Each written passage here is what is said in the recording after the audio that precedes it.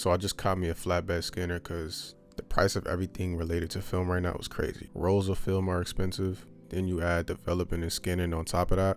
So I decided to pick up an Epson V600 scanner. It's one of the popular flatbeds that I have some experience with. They got a few scanners at my school that I went and tested out and scanned some negatives with. But I've been wanting to get my own scanner for a minute because I wanted to scan my own film and, you know, customize the images to how I want them to come out. Plus I got a bunch of black and white film that I developed and enlarged on some photo paper, but I don't have digital versions. I haven't scanned them.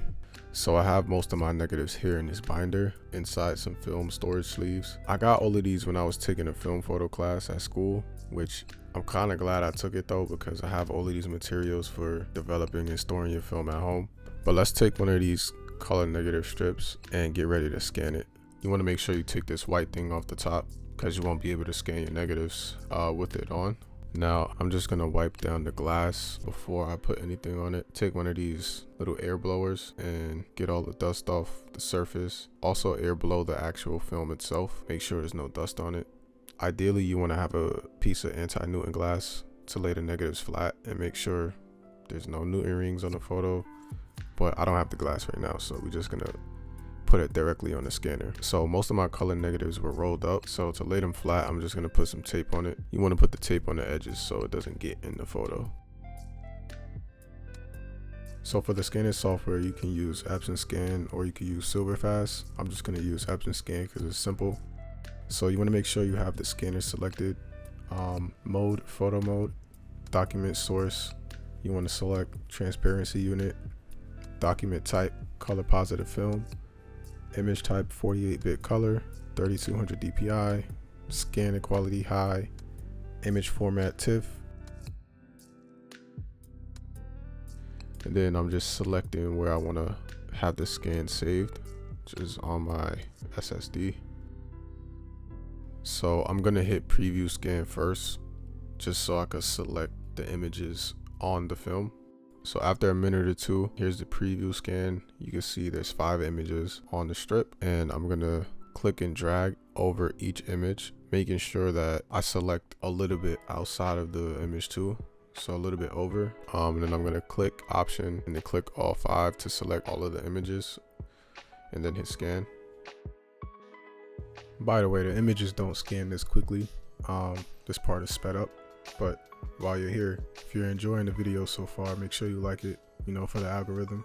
Subscribe too, by the way. So we have our images where I saved it. Now I'm going to select them and import them to Lightroom.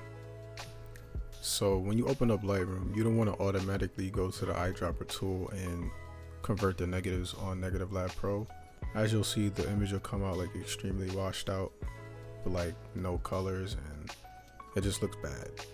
So what you actually want to do is crop into the image a little bit, and then you want to hit Control N on Mac to bring up Negative Lab Pro.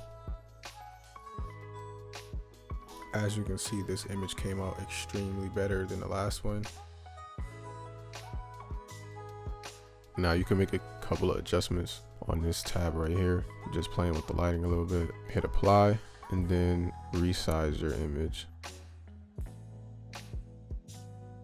And then, so when you're playing with the edits over here, after you convert it, everything is reversed. So like if you want to add something, you gotta put it down.